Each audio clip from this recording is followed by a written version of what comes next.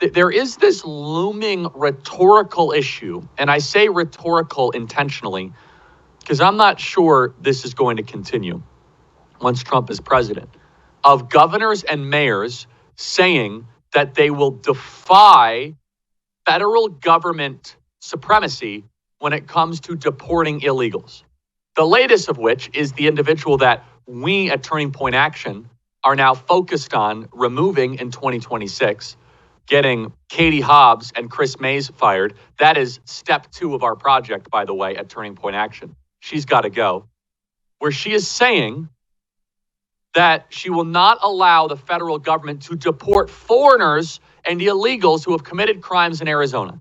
In theory, they could just say the federal government is not welcome. Now, isn't it interesting how Greg Abbott was not allowed to secure the southern border, but all these states are allowed to now defy it? We're not going to put up with it.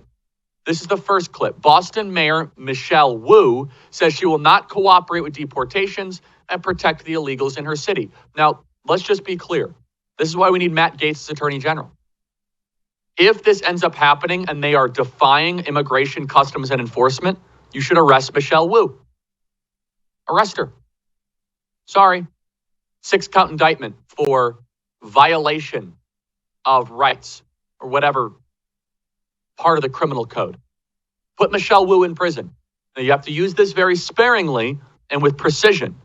But if you dare not allow us to deport foreigners and secure our borders, well, then you're going to have to go to federal prison.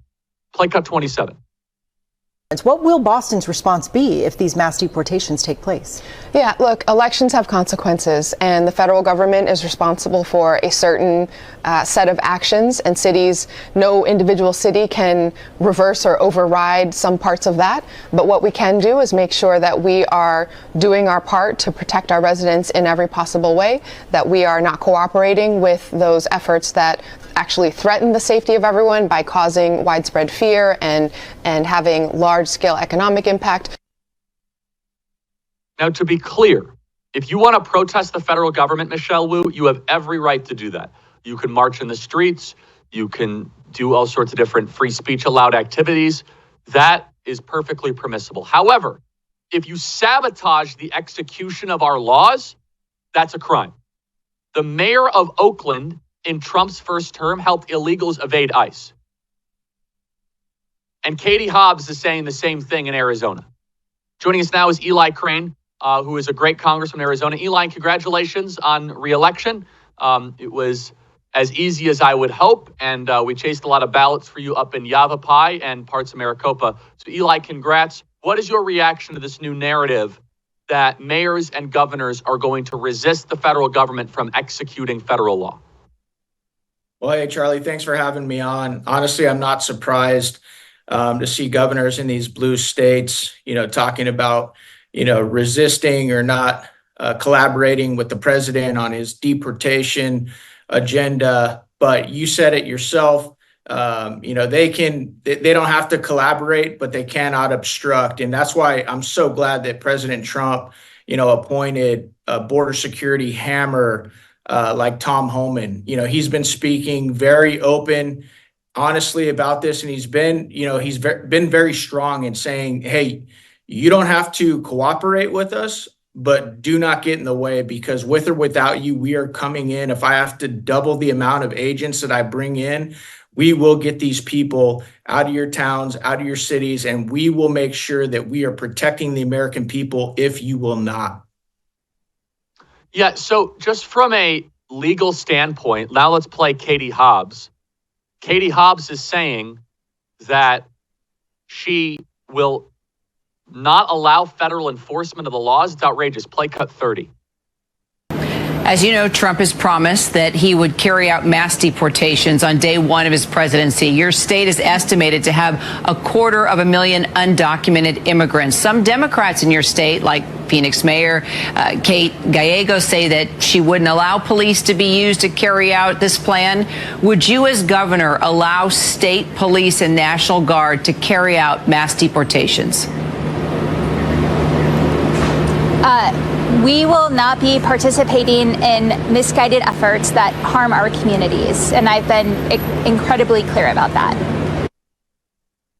Look, she hedges a little bit here. And also, Katie Hobbs is a moron. She's not a smart person. And also, Phil in our audience, Eli, she was MIA this entire election cycle. She knows she's unpopular. She knows that she doesn't have a constituency. Eli Crane, your reaction? Well, you're right. I mean, she says that she won't participate in any misguided efforts that harm her community. It just goes to show how tone deaf she is with the mandate that President Trump just got, and with the reality of the actual harm that's being done to our communities in Arizona because of this wide open southern border. And Charlie, you know the list as well as anybody, from MS-13 gang members, other Venezuelan gangs coming over that southern border, individuals on the terror watch list, fentanyl. I mean, the list is almost too long to continue to list, but it just goes to show that she doesn't know what she's talking about. And she said later in that clip that she's not going to allow it to happen on her watch, which also shows, Charlie, she doesn't understand the law. And, she doesn't have to cooperate. They don't have to allow police, local police, or the National Guard to participate in any of these deportations, but she cannot get in the way of federal law enforcement officers like ICE that are going to go in there and remove, illegals from our communities. And that's where it comes into, us in Congress and making sure that ICE has the budget needed, if needed, to double the amount of agents that are going to go in there. And then, we might even be having votes up here in Washington, D.C. to defund some of these sanctuary cities, something that I'd be happy to do because, I know why the people of Arizona sent me here, Charlie. They sent me here to protect them. They sent me here because they do not believe that a lot of the bureaucrats and elected officials in Washington put them and their safety first. And that's why I'm so glad that Trump has brought in individuals like Stephen Miller, Tom Homan, and others who are laser focused and have been for a very long time on protecting American citizens. So let's dive deeper into this in Arizona. By the way, President Trump performed the best in Arizona of any swing state. So it was the best performing, most pro-Trump swing state. And I believe, Eli, you have a lot to do with that. Our ballot chasing operation really ran up the score for President Trump here. And so Katie Hobbs is in an unpopular minority of Arizona, and we're coming for her politically, of course. And in 2026, we're going to remove her and her group of bandits that are currently controlling our state. So we need Congress to have the backbone here to also give President Trump the resources that he needs.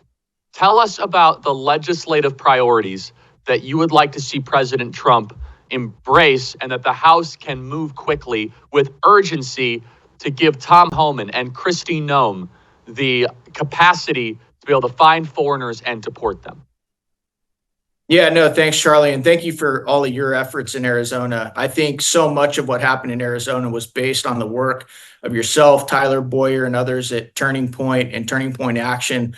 That was amazing to watch what you guys just did with activism and just activating the people of Arizona. When it comes to the legislative efforts up here, like I said, there are a couple right there, whether you're talking about defunding sanctuary cities, or passing H.R. 2, which was the most comprehensive border bill that, we've ever passed out of Congress, but this last cycle, but the Senate wouldn't take it up and Joe Biden definitely wouldn't have signed it because it was actually, his plan and their orchestration to actually open up this southern border wide open. And so those are a couple of the things that, we're going to be looking at. But President Trump has assembled an amazing team. Like I said, with some of the folks like Stephen Miller, Tom Homan, and others, they haven't given us, their plans yet on, exactly what moves they're going to make. But I know that a lot of our conference stands ready and willing to get behind their agenda to do whatever we can to shore up that southern border and start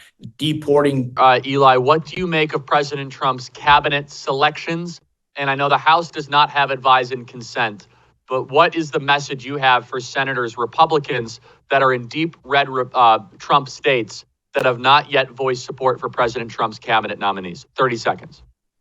I love his cabinet nominations. I love that he's picking people who have been the victims of a weaponized, out of control federal government that has gone after him, like Pete Hegseth, Tulsi Gabbard, Matt Gaetz. I think those are amazing choices. My message to you senators out there that think you're going to get in the way of President Trump, the game has changed. The landscape has changed. The American people gave the president a massive mandate. And now we have folks like Elon Musk who have massive platforms and very deep pocketbooks who have said, if you get in the way of President Trump's agenda, he will be coming and playing in primaries. So, game on. Eli Crane, you're a great American. Let me just repeat that. If you happen to be an old bull senator in Idaho, South Dakota, Kansas, Arkansas, Oklahoma, which only Mark Wayne has been great, but Langford, we're talking to you, or Mississippi, yes, a primary challenge might be coming to your doorstep. So vote accordingly. Thank you, Eli Crane.